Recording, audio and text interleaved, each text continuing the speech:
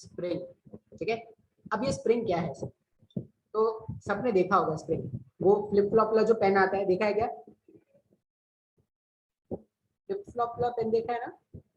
हम लोग फिजिक्स में एक एक्सपेरिमेंट भी किए थे सर, स्प्रिंग बैलेंस वाला एक एक्सपेरिमेंट हुआ था बैलेंस वाला क्लास 9 में, बिल्कुल। Junior class. स्प्रिंग बैलेंस का रीडिंग फाइंड आउट करना सीखेंगे हम, वो भी सीखेंगे। और तुमने और स्प्रिंग कहाँ पे देखा होगा? सस्पेंशन देखा है क्या? वो जो बाइक में सस्पेंशन लगी होती है। यस सर, वो जो सस्पेंशन होता है। हाँ, Yes, वो sir. जो सस्पेंशन है वो वो क्या होता है? स्प्रिंग होता है। या वो मैं बताऊं, मान लो अगर स्प्रिंग नहीं होता, मान लो अगर स्प्रिंग नहीं होता, सबके घर में क्या होगा? सोफा होगा। नहीं होगा तो कहीं पे तो देखा होगा सोफा, सर देखा है सर। एक बार हम लोग गए थे सर, गांव में तो मेरे सोफा नहीं है सर, लेकिन एक बार हम लोग शहर गए थे सर, मेरे बहुत अमीर वाले कोई रिलेटिव थे, उनके घर गए थे, तो उन्होंने बैठने के लिए सोफा दिया था सर। तो हमने देखा था, तो हमने जिद किया था मेरे घर में भी सोफा होना चाहिए। सबने सोफा देखा है, किसी का अपनी स्टोरी तो नहीं लग रही किसी को। सर मेरी स्टोरी आपको कैसे पता चली? सोफा तो देखा है सर। सोफा देखा है, चलो ठीक है। तो अब सोफा में क्या होता है ना, सोफा में जब तशरीफ, ठीक है, जब सोफे में तशरीफ रखा जाता है तो सोफा आराम से नीचे जाता है, ठीक है। और जैसे ही कोई उठ जाता है, जैसे ही सोफे से कोई उठता है, तो वो सोफा ऐसे दबा रह जाता है क्या, भाई हाय राम मैं तो मर गया, अब तो मैं उठने नहीं वाला। नहीं सर, वो उठ जाता है, तो वो उठ जाता है। तो तुमने देखा होगा जब कोई बैठ रहा है तो सोफा आराम से कुशन लेके एकदम नीचे जा रहा है, ठीक है। और जैसे ही वो उठता है ना, तो सोफा फिर आराम से ऊपर आ जाता है। मतलब नेक्स्ट टाइम जब आप उस सोफे पे बैठो तो आपको वैसा ही फील हो जैसा आपने पहले फील किया।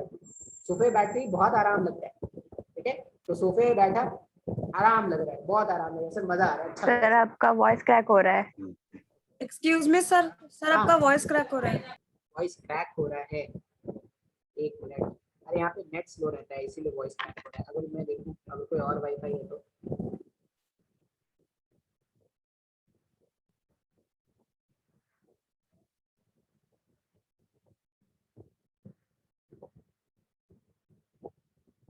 एक मिनट रुक जाओ।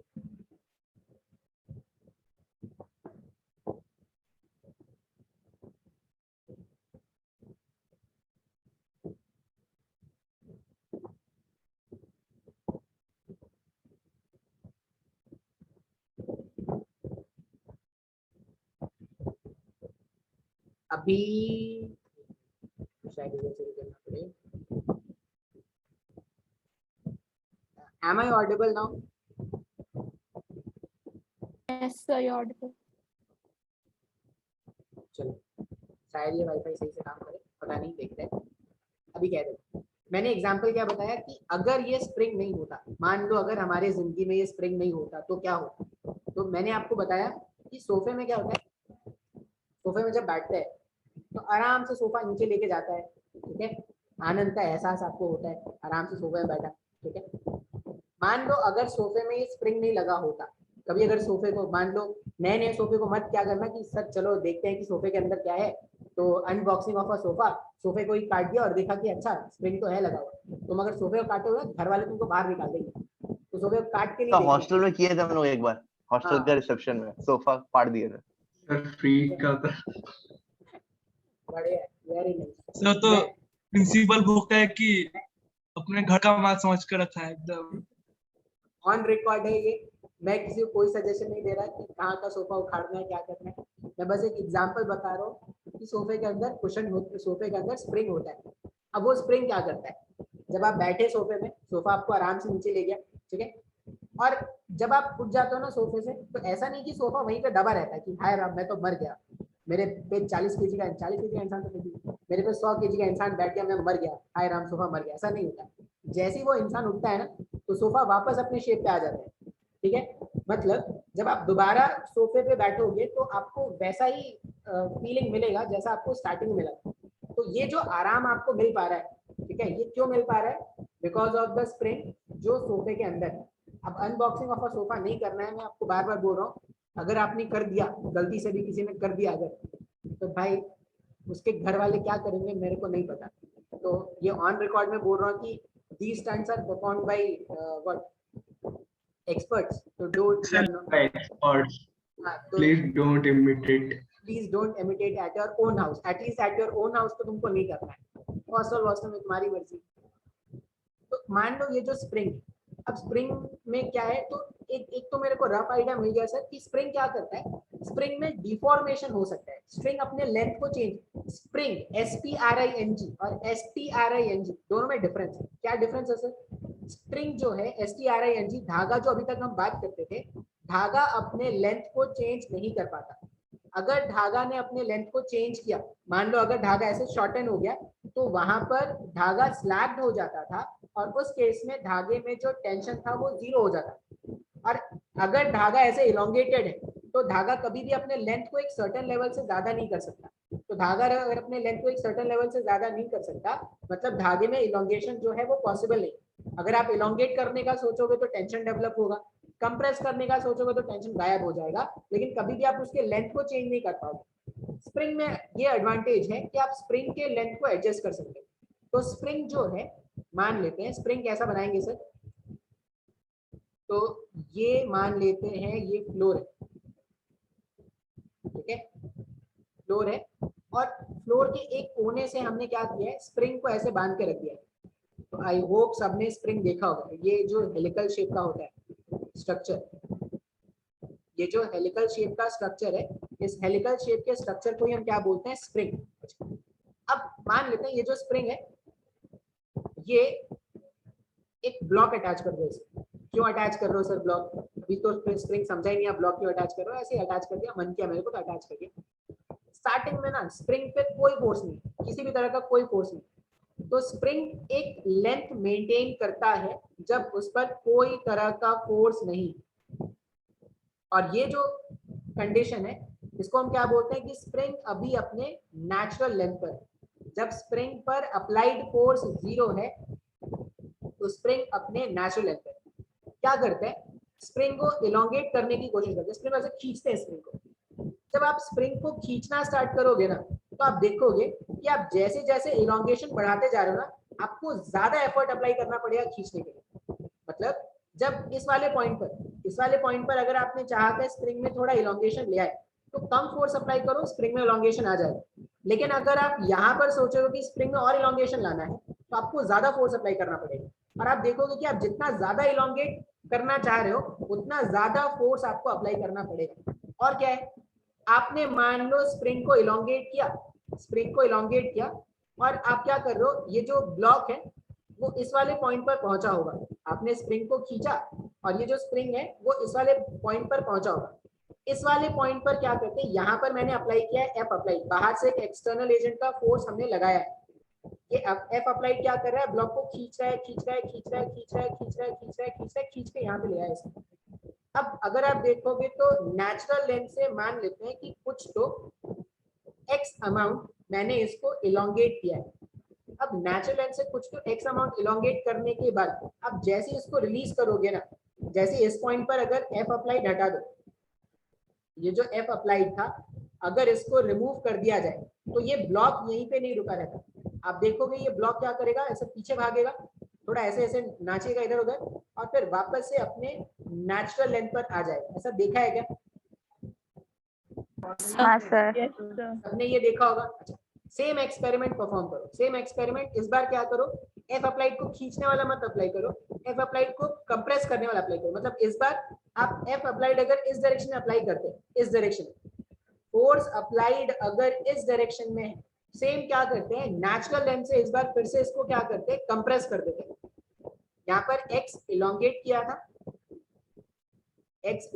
किया था, अगर मैं बोलूं कि इसको इस बार क्या करते हैं, एक्स कंप्रेस करते हैं, एक्स कंप्रेस और एक्स कंप्रेस। फिर से तुम देखोगे जब यहां से कंप्रेस कर रहे हैं ना तो आसानी से कंप्रेस हो गया, लेकिन जैसे जैसे अंदर जा रहे हैं ना, कंप्रेशन करने के लिए आपको ज्यादा एफर्ट अप्लाई करना पड़ रहा है। इसका क्या मतलब है, जो भी है बाद में सोचेंगे। और हमने क्या देखा, जब मैंने इसको एक्स अमाउंट कंप्रेस करने के बाद रिलीज किया, एक्स अमाउंट कंप्रेस करने के बाद जब आपने इसको रिलीज किया तो ये घूम के वापस अपने नेचुरल लेंथ पर आ गया। इसका क्या मतलब है सर, जब यहाँ पर लाके छोड़ रहे हैं तब भी वो अपने नेचुरल लेंथ की तरफ भाग रहा है, और जब यहाँ से लाके रिलीज कर रहे हैं तब भी अपने नेचुरल लेंथ की तरफ भाग रहा है। इसका मतलब कोई ना कोई फोर्स रिस्पॉन्सिबल है सर, कोई ना कोई फोर्स रिस्पॉन्सिबल है, तभी तो एफ अप्लाइड हटाने के बाद भी ये क्या कर रहा है, मूव कर रहा है।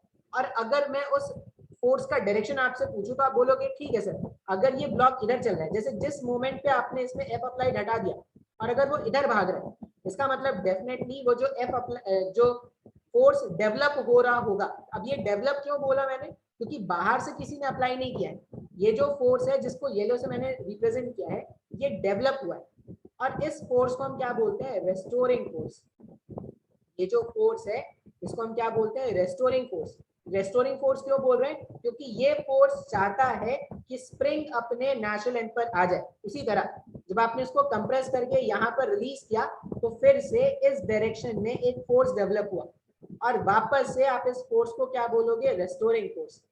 और फिर से ये जो रेस्टोरिंग फोर्स है वो क्या कर रहा है, वो ये चाह रहा है कि ये जो स्प्रिंग है वो वापस से अपने नेचुरल लेंथ पर आ जाए। तो हम क्या देख रहे हैं कि जब आप, ये स्प्रिंग है, मान लो स्प्रिंग है, ये इसका नेचुरल लेंथ है, आप नेचुरल लेंथ से इलोंगेट करो या नेचुरल लेंथ से कंप्रेस करो, नेचुरल लेंथ से इलोंगेट करने पर भी स्प्रिंग में एक फोर्स डेवलप हो रहा है अंदर के डायरेक्शन में या टुवर्ड्स नेचुरल लेंथ, जो ये चाहता है कि स्प्रिंग अपने नेचुरल लेंथ पर आ जाए। और अगर मैंने स्प्रिंग को कंप्रेस किया तब भी स्प्रिंग में एक फोर्स डेवलप हो रहा है जो ये चाहता है कि स्प्रिंग अपने नेचुरल लेंथ पर आ जाए। तो हमने ये देखा कि बिकॉज ऑफ दिस कंप्रेशन, ये जो कंप्रेशन है ना या ये जो इलोंगेशन है, इसके कारण से स्प्रिंग में एक फोर्स डेवलप हो रहा है। इसको हम क्या बोलते हैं, या तो आप इसको बोलो एफ रेस्टोरिंग। रेस्टोरिंग क्यों, क्योंकि ये ओरिजिनल जो भी इसका लोकेशन था वहां पर रेस्टोर करने की कोशिश कर रहा है। तो या तो आप इसको बोलो एफ रेस्टोरिंग, या आप इसको सेम को आप एफ स्प्रिंग भी बोल सकते हो। आप बोलो इसको एफ रेस्टोरिंग या आप इसको एफ स्प्रिंग भी बोल सकते हो। और ये देखा गया कि ये जो एफ स्प्रिंग है, या आप इसको घर में अगर स्प्रिंग होगा तो चेक भी कर सकते हो, ये जो एफ स्प्रिंग है वो डायरेक्टली प्रोपोर्शनल है एक्स के। अब एक्स क्या है सर, तो एक्स यहाँ पर क्या है, वेयर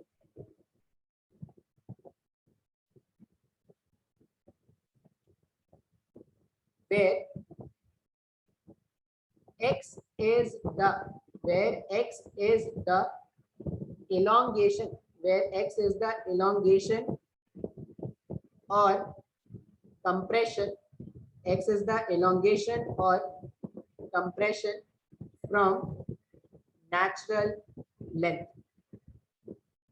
सर कुछ भी नहीं समझ में आ रहा है सर, क्या आया क्या समझ में, स्प्रिंग जितना मैंने बताया अभी तक वो सर मुझे इसमें डाउट था। इसमें सर ये जो F मींस F रिस्टोरिंग है वही F स्प्रिंग है? हाँ हाँ बिल्कुल बिल्कुल। एक इंसान के दो नाम होते हैं ना, एक घर वाले रखते हैं, एक फ्रेंड रखते हैं, एक दुश्मन रखते हैं, वैसे ही नाम। यस। तो यहाँ पर ये देखा गया कि this F spring is directly proportional to X, ऐसा है।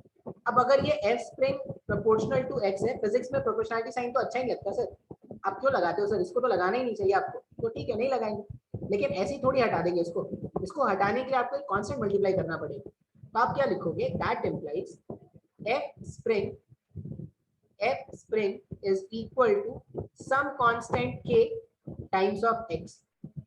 अब ये K क्या है सर, तो प्रोपोर्शनलिटी कांस्टेंट है, इसको हम बोलते हैं स्प्रिंग कांस्टेंट। इसको हम क्या बोलेंगे, स्प्रिंग कांस्टेंट। मैं इस पे आऊंगा, स्प्रिंग कांस्टेंट क्या है, क्या मतलब है स्प्रिंग कांस्टेंट, या इसको स्टिफनेस कांस्टेंट भी बोलते हैं। स्टिफनेस कांस्टेंट क्या है, क्यों है, कैसा मतलब है, इसमें अपन वापस आएंगे। बस इतना समझ लो, K जो है ये डिपेंड करता है मटेरियल ऑफ द स्प्रिंग पर। K जो है ये डिपेंड करता है मटेरियल ऑफ द स्प्रिंग, आपने किस मटेरियल का स्प्रिंग बनाया है ये इस पे डिपेंड करता है। तो ये जो F स्प्रिंग है वो आ गया some constant K times of X। और एक चीज क्या देखा गया सर, अब ये जो फोर्स है सर, ये फोर्स तो वेक्टर क्वांटिटी था, तो अगर ये वेक्टर क्वांटिटी है मतलब आपको इसका डायरेक्शन भी रिप्रेजेंट करना पड़ेगा। तो वो डायरेक्शन कहाँ से रिप्रेजेंट करेंगे, तो देखो ये this was your natural length, और नेचुरल लेंथ से आप अगर x अमाउंट इधर गए थे तो जो अप्लाइड फोर्स है, डिस्प्लेसमेंट का जो डायरेक्शन है वो या तो इस साइड हो या इस साइड हो। जो डिस्प्लेसमेंट का डायरेक्शन उसके जस्ट ऑपोजिट डेवलप हो रहा है sir restoring force.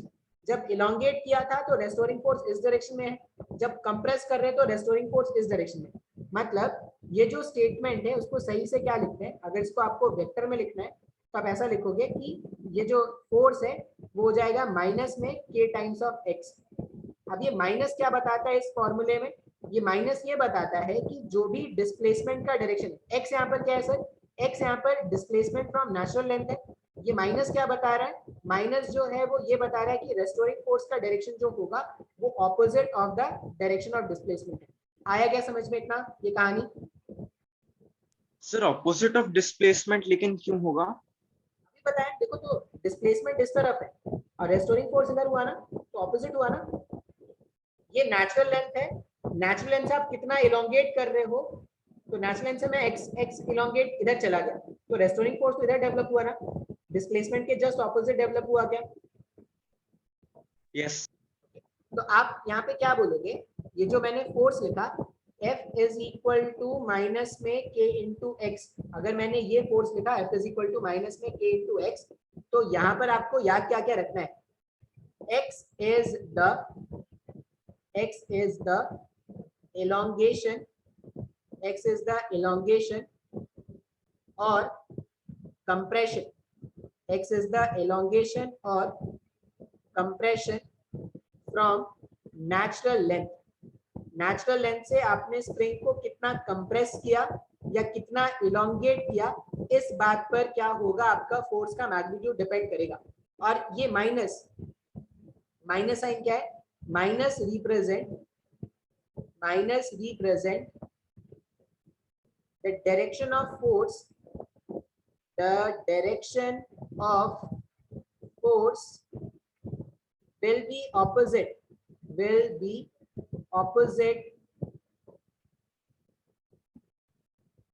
to the displacement। आपको ये जो फॉर्मूला लिखा है उसमें कुछ बातें आपको याद रखनी पड़ेगी। सबसे पहला बात जो आप याद रखोगे that will be regarding x, तो x इज द इलोंगेशन और कंप्रेशन फ्रॉम नेचुरल लेंथ, पहला पॉइंट है। Minus sign, this minus sign represent the direction of force, the direction of the force will always be opposite to the direction of displacement. और एक चीज क्या है, के stiffness constant जो है वो ये बताएगा कि स्प्रिंग कितना स्टिफ है।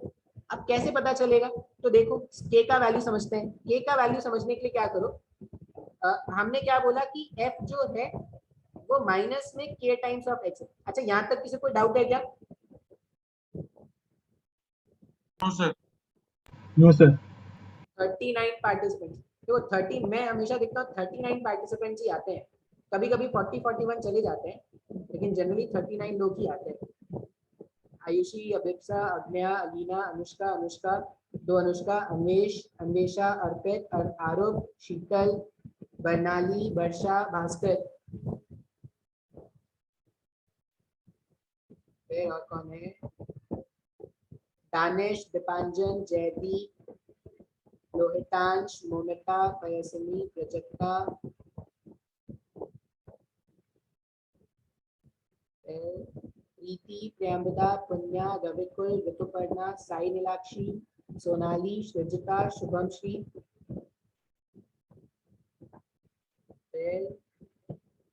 स्वागत, स्वागतिका, स्वेच्छा, श्वेता पद्मा, तुषार, वैभव, यानी, यश एंड यशस्वी। इतने लोग रहते हैं हमेशा ऑलमोस्ट, कोई नहीं। अच्छा अब ये जो के है ना, इसके सबको यहाँ तक क्लियर है क्या? Yes, sir. Yes sir. Yes sir. F is equal to minus k x. अब इसमें के का मतलब समझते हैं सर, ये के क्या है? ये जो के यहाँ पर हमने लिखा है ना, ये के है स्टिफनेस कांस्टेंट। अब कैसे पता चलेगा, मान लेते हैं let x is equal to 1, मान लो x जो voice checking. Voice is lagging again, ये नेट इतना स्लो है क्या?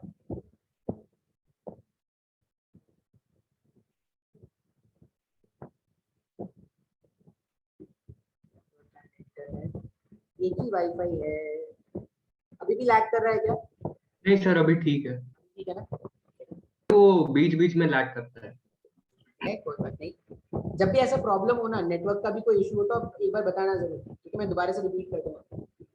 आप ऐसा मान लो कि let x is equal to 1। अब x इज इक्वल टू 1 का मतलब या तो आप 1 मीटर कंप्रेस कर दो या 1 मीटर इलोंगेट कर दो। कहां से? नेचुरल लेंथ से। नेचुरल लेंथ से 1 मीटर इलोंगेट कर लिया जाए या 1 मीटर कंप्रेस कर दिया जाए तो x का वैल्यू कितना मैंने मान लिया 1। अगर x का वैल्यू मैं इस फॉर्मूले में 1 रख दूंगा और मैं सिर्फ मैग्नीट्यूड देख रहा हूँ, मैं सिर्फ फोर्स का मैग्नीट्यूड देख रहा हूँ, ये माइनस डायरेक्शन के लिए मेरे को पता है, तो मैं फोर्स को ऐसा लिख सकता हूँ क्या, F इज इक्वल टू के। आया ना, आया ना? तो फिर F इक्वल टू माइनस के होगा ना? नहीं नहीं, माइनस तो डायरेक्शन के लिए है ना, ये माइनस डायरेक्शन के लिए, मैग्नीट्यूड तो F इज इक्वल टू के एक्स हुआ ना सर। Yes sir. ठीक है, तो यहाँ पर अगर x का वैल्यू 1 रख दिया जाए तो फोर्स का वैल्यू इक्वल टू k आ जाएगा। अब तुम सोचो, अगर मान लो मेरे पास अलग अलग तरह का स्प्रिंग है, मान लो ये स्प्रिंग 1, ये स्प्रिंग 2 और ये स्प्रिंग 3, ये बोला गया कि इसका स्टिफनेस कांस्टेंट है K1, K2 एंड K3। अब अगर तीनों में अगर 1 मीटर का इलोंगेशन लाना है, इसमें भी 1 मीटर, इसमें भी 1 मीटर और इसमें भी 1 मीटर, तीनों में अगर 1 मीटर का इलोंगेशन लाना चाहते हैं तो फर्स्ट वाले में अगर देखोगे तो जो फोर्स अप्लाई करना पड़ेगा वो K1 मैग्नीट्यूड का अप्लाई करना पड़ेगा। सेकंड वाले में जो फोर्स अप्लाई करोगे वो K2 मैग्नीट्यूड का होगा और थर्ड वाले में जो फोर्स अप्लाई करोगे वो K3 मैग्नीट्यूड का होगा। तो जितना ज्यादा K का वैल्यू है उतना ज्यादा स्टिफ होगा क्या स्प्रिंग, उतना ज्यादा फोर्स अप्लाई करना पड़ेगा क्या इलोंगेट करने या कंप्रेस करने में। Yes sir. Yes, sir. आ रहा है क्या समझ में? तो आप हमेशा याद रखना ये जो सर वो x का वैल्यू, सर वो x का वैल्यू कभी नेगेटिव हो सकता है, नहीं हो सकता? नहीं नहीं नहीं, कैसे होगा, x का वैल्यू आप नेगेटिव कैसे रखोगे, हमेशा याद रखना x हमेशा पॉजिटिव, तो x मतलब जो भी x का डायरेक्शन होगा वो पॉजिटिव है, तो फोर्स हमेशा नेगेटिव हुआ क्या। जिस डायरेक्शन में जनरली क्या करते हैं ना, जिस डायरेक्शन में डिस्प्लेसमेंट होता है उसको पॉजिटिव मानते हैं, तो अगर डिस्प्लेसमेंट इस डायरेक्शन में हुआ तो पॉजिटिव हो गया, तो फोर्स इधर चला गया तो फोर्स नेगेटिव हो गया ना।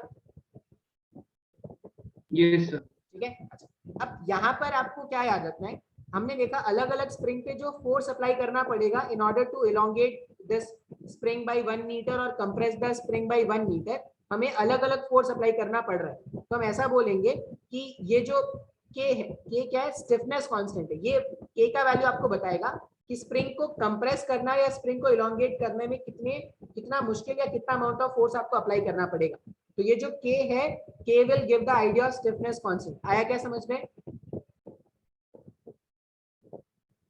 K will give the idea of stiffness.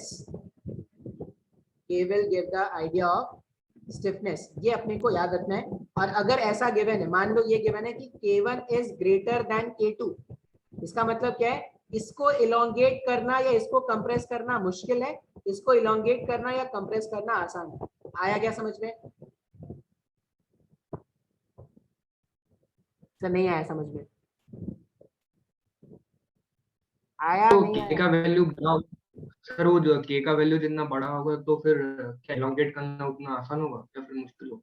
मुश्किल हुआ ना, जितना ज्यादा K का वैल्यू उतना ज्यादा फोर्स अप्लाई करना पड़ेगा ना, तो जितना ज्यादा फोर्स अप्लाई कर रहे हैं मतलब वो उतना हीट स्प्रिंग है, उतना वो स्टिफ स्प्रिंग है, उतना मुश्किल हुआ वहां पर। आया समझ में? क्लियर है? हाँ या ना? वॉइस लैग कर रहा है क्या? Yes sir. तो ना यहाँ पे नेटवर्क नहीं आता या वाईफाई के भरोसे ही काम करना है? हाँ सर। Yes, sir. वाईफाई के भरोसे काम करना, और वाईफाई अगर नहीं चले सिग्नल स्ट्रेंथ तो ये गुड बोलते हैं, नहीं your internet connection is unstable. एक बार ऑफ करके ऑन करता हूँ, इंडियन जुगाड़।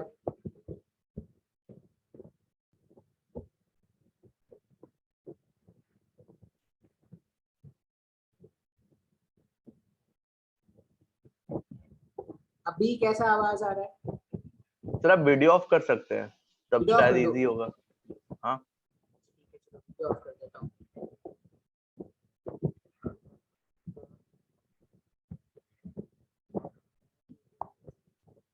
अभी ठीक है क्या? Yes sir. हाँ सर। चलो स्टार्ट करते हैं। अब यहाँ पर हाँ, तो स्प्रिंग फोर्स के बारे में मुझे लगता है थोड़ा बहुत समझ में आ गया है। थोड़ा बहुत क्या समझ में आ गया? थोड़ा बहुत ये समझ में आ गया कि spring force is equal to minus of k times of x। Clear है ना? क्लियर है? Am I Yes, sir. audible?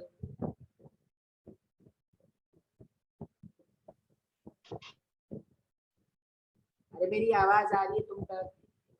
Yes, Yes, sir. sir. Yes, sir. Yes. Question solve करते हैं। 41 पार्टिसिपेंट हो गए। कुछ लोग एकदम लास्ट बॉल में आते हैं, सर हम तो धोनी है सर, लास्ट बॉल में आएंगे छक्का मार के जाएंगे सर हम तो। कोई नहीं, देखो। अब क्वेश्चन देखो कैसा है। सबसे पहला बात हमेशा याद रखना, अगर ये स्प्रिंग है, ठीक है, स्प्रिंग जो होगा, जो जितने भी स्प्रिंग आप पढ़ोगे ना, सही में बहुत स्लो है यार नेट।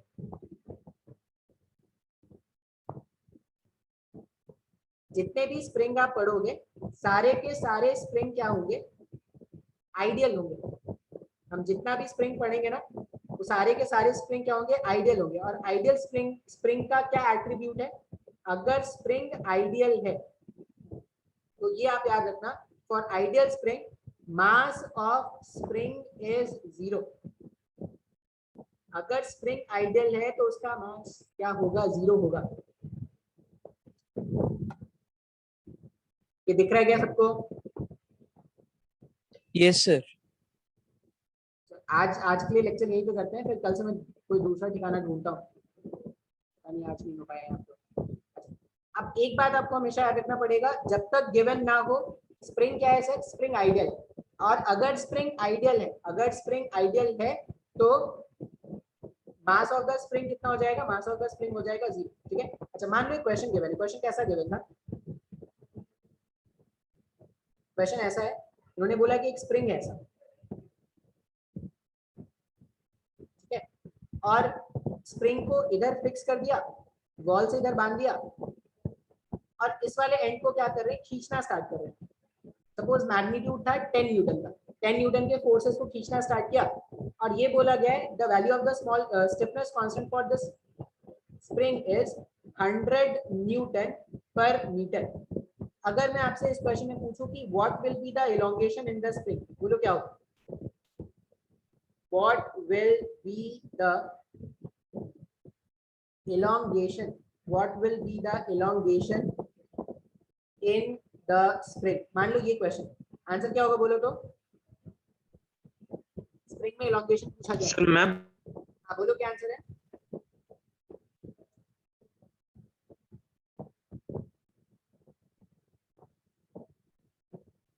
बोलो भाई, what will be the elongation in the spring? 0.1 0.1. Point 0.1 0.1 बिल्कुल सही। 0.1 सेम क्वेश्चन है, बस इस बार इन्होंने क्या बोला? पहला वाला क्वेश्चन मैं एक्सप्लेन करूंगा, टेंशन मत लो, ठीक है? ये क्वेश्चन नंबर 1 है, ये क्वेश्चन नंबर 2, सेम क्वेश्चन है,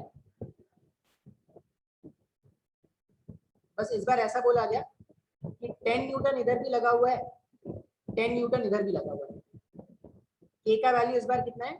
100 न्यूटन पर मीटर, यहाँ पर भी है। क्वेश्चन 2 में इलोंगेशन कितना है? और अगर ये बोला गया ऐसा, सिर्फ एक एंड में फोर्स लगा रहे हैं, दूसरे एंड में फोर्स नहीं लगा रहे, 10 न्यूटन का फोर्स अप्लाई किया, suppose this is question number 3। आप मेरे को बताओ क्वेश्चन नंबर 1 में इलोंगेशन कितना है, क्वेश्चन नंबर 2 में कितना होगा, क्वेश्चन नंबर 3 में कितना होगा? सोच के बताना।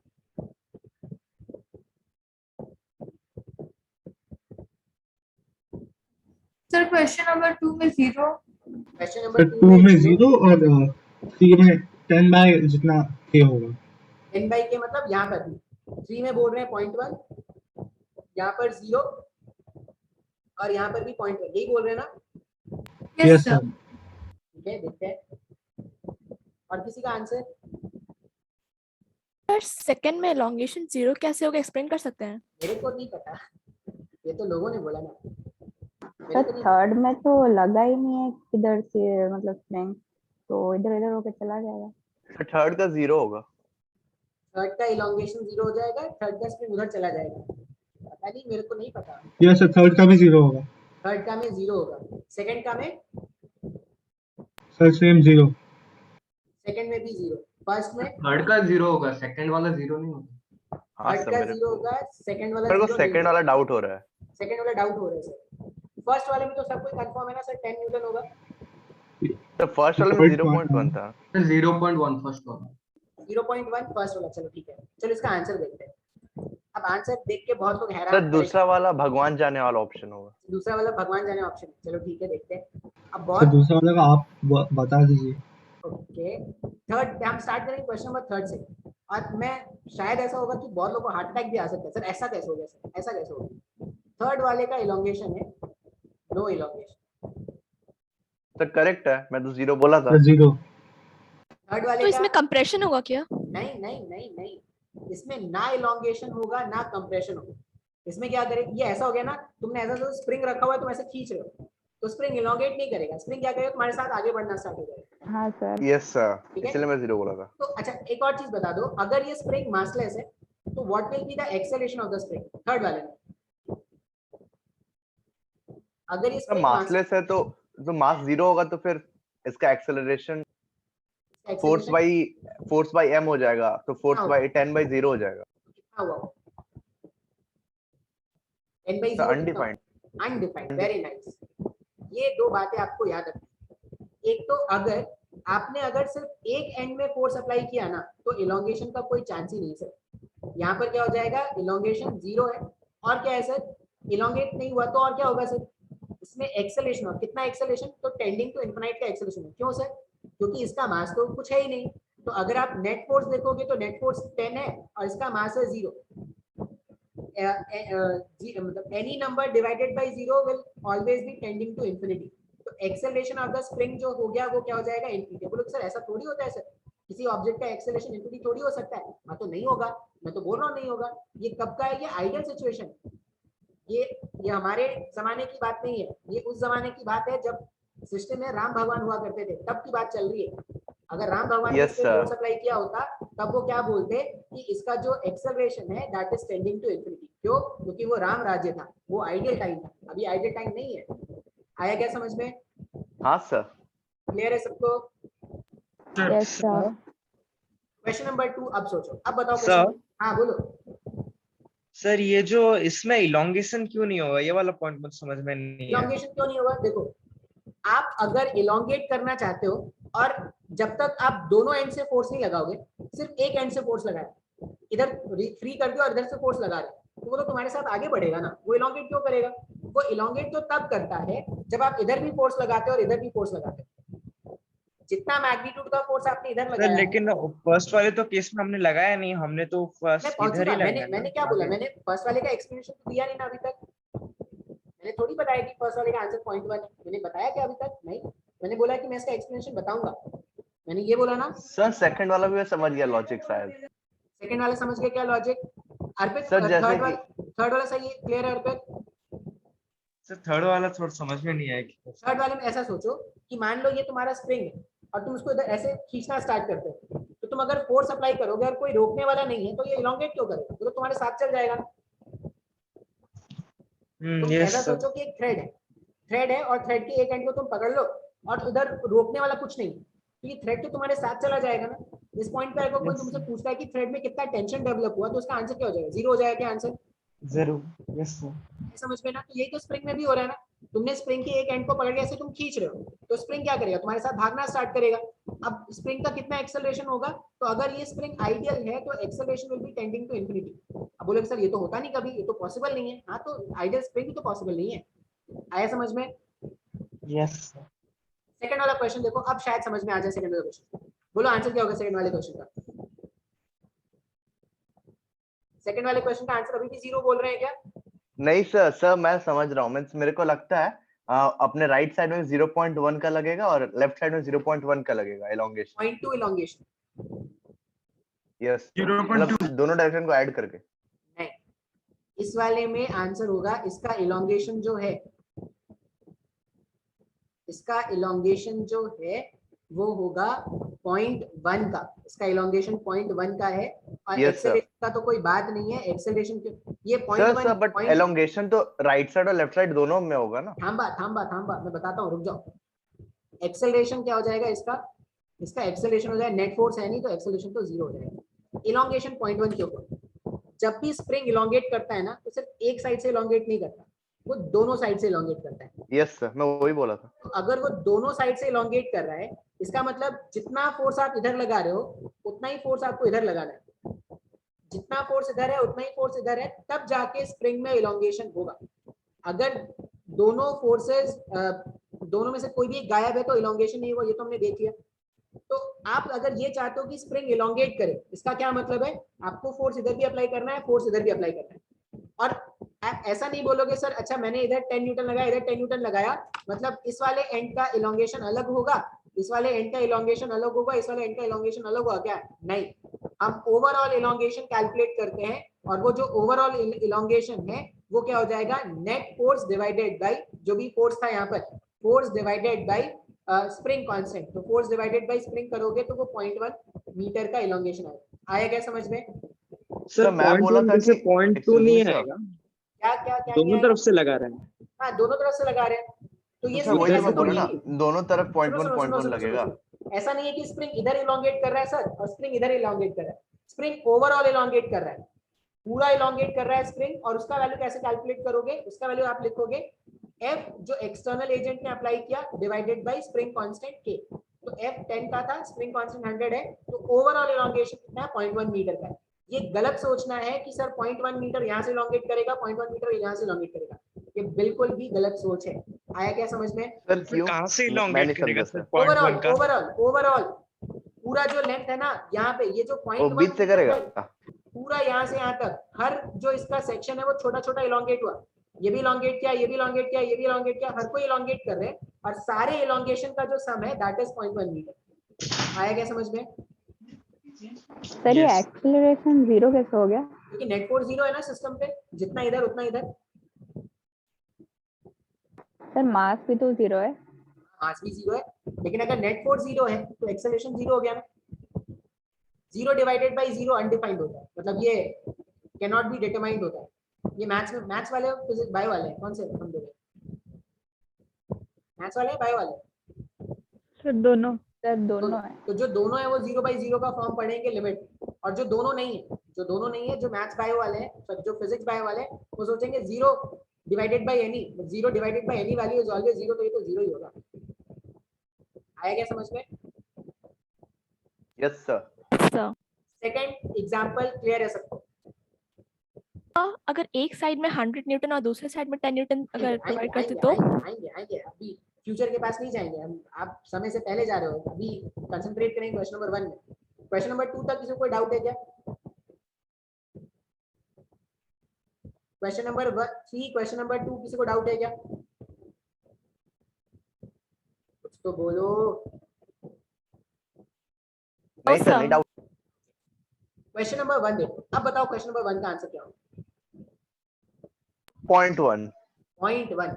यहाँ पर तुम बोलोगे सर मैंने 10 न्यूटन का फोर्स इधर अप्लाई किया, लेकिन यहाँ पर तो कोई फोर्स नहीं लगा रहा है, कैसे नहीं अप्लाई हो रहा है?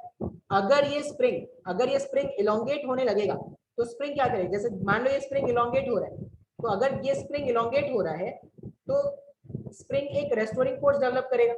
स्प्रिंग अगर इलोंगेट हो रहा है तो स्प्रिंग में एक फोर्स इस डायरेक्शन में आया, और अगर स्प्रिंग में एक फोर्स इस डायरेक्शन में जनरेट हो रहा है तो ये स्प्रिंग क्या करेगा, बॉल को भी तो ऐसे खींचेगा ना अपनी तरफ। जैसे मान लो बॉल है, बॉल से तुमने स्प्रिंग बांधा, टेंशन के जैसा, बिल्कुल बिल्कुल टेंशन के जैसा। तो अवे फ्रॉम द ऑब्जेक्ट दिखाएंगे, ये अवे फ्रॉम द ऑब्जेक्ट ऐसे, और स्प्रिंग में ऐसा जाएगा। अब ये जो फोर्स मैंने दिखाया, मान लो तुम ऐसा सोचो बॉल था, स्प्रिंग बांधा, स्प्रिंग की टेंडेंसी क्या है, वो बॉल को पुल कर रहा है क्या, वो बॉल को पुल कर रहा है ना। तो अगर ये स्प्रिंग बॉल को पुल कर रहा है तो बॉल से फोर्स जो दिखाओगे वो इस डायरेक्शन दिखाओगे। तो अगर ये डायरेक्शन किसका है, force on ball because of spring, force on ball because of spring का डायरेक्शन ये है। अगर बॉल पे फोर्स इस डायरेक्शन पर है तो स्प्रिंग पे फोर्स जस्ट ऑपोजिट लगना चाहिए था। स्प्रिंग पे फोर्स बिकॉज ऑफ बॉल जो होगा वो इस तरफ है। एक्चुअली इसका ये मतलब है बॉल क्या कर रहा है, बॉल स्प्रिंग को अपनी तरफ खींच रहा है, बॉल स्प्रिंग को अपनी तरफ खींच रहा है। कितने मैग्नीट्यूड ऑफ फोर्स है, तो 10 न्यूटन के फोर्स है, और इधर कितना फोर्स है, 10 न्यूटन। अब अगर तुम यहाँ पे 20 न्यूटन फोर्स कर देते ना तो वॉल भी कितना फोर्स अप्लाई करना स्टार्ट कर देता है, 20 न्यूटन। तो ये जो वॉल है वो उतना ही फोर्स अप्लाई कर रहा है जितना आपने इसको पुल करने में अप्लाई किया था। तो यहाँ पर भी अगर आप इलोंगेशन कैलकुलेट करोगे तो यहाँ पर भी इलोंगेशन 10 डिवाइडेड बाई 100 हो जाएगा 0.1 का। और सिंस ये स्प्रिंग कहीं भाग नहीं रहा, स्प्रिंग क्या हो रहा है, सिर्फ इलोंगेट हो रहा है, भाग नहीं रहा कहीं पर, तो स्प्रिंग का एक्सेलरेशन इस बार भी कितना होगा, 0 होगा। 0 सर नहीं आया समझ में, तीनों में डाउट है सर? नहीं सर क्लियर है। 1 2 3 में डाउट है नेट क्या? फोर्स नहीं लगेगा क्या? इधर भी 10 न्यूटन, कैसे उधर है? भी 10 न्यूटन। ये 10 न्यूटन इसमें लग रहा है इधर, और ये 10 न्यूटन लगा इसमें इधर, तो जितना फोर्स इधर है उतना ही फोर्स इधर है। पूरा सिस्टम अगर देखा जाए तो नेट फोर्स तो 0 हुआ ना, नेट फोर्स 0 है तो एक्सेलरेशन 0 हुआ ना। हाँ, नेट फोर्स 0 है। अगर नेट फोर्स 0 है तो फिर F is equal to minus k x ना। अगर नेट फोर्स 0 है तो F is equal to minus k x. F is equal means net force 0 है ना, इधर भी हाँ, फोर्स है yes, और इधर भी फोर्स है, तो नेट फोर्स 0 हुआ। लेकिन दोनों कोशिश कर रहे हैं ना इलोंगेट करने की। यस दोनों सर। अगर देखोगे तो दोनों मिलके क्या चाह रहे हैं, स्प्रिंग को इलोंगेट। वो जो फिल्म थी, कौन सी फिल्म, शोले देखी क्या? शोले, शोले? Yes sir. शोले नहीं, शोले ऐसे थोड़ी कि सोले खाले जागले, ये नहीं बोल रहे। शोले, शोले SHOLE। अब तुम्हारे पेरेंट्स ने किसी ने देखी होगी घर में, हाँ यस माँ सर, बाप, देखिए। दादा-दादी, हाँ किसी ने देखी होगी। तो उसमें क्या होता है ना, एक मूवी का सीन है, तुमको मूवी में बता सकता हूँ क्या? टाइम कितना है, कब तक लेक्चर का टाइम है? 11:50 55। लेक्चर का टाइम क्या है? सर 11:50 तक है। 11:50 हो गया, टाइम हो गया। टाइम हो गया तो फिर तुम्हें कल बताता हूँ मैं शोले की स्टोरी। जब वीरू पाजी को इन्होंने क्या कर दिया था, पढ़ के बांध बोले दिया तो था। हम लोग भी देखे हैं।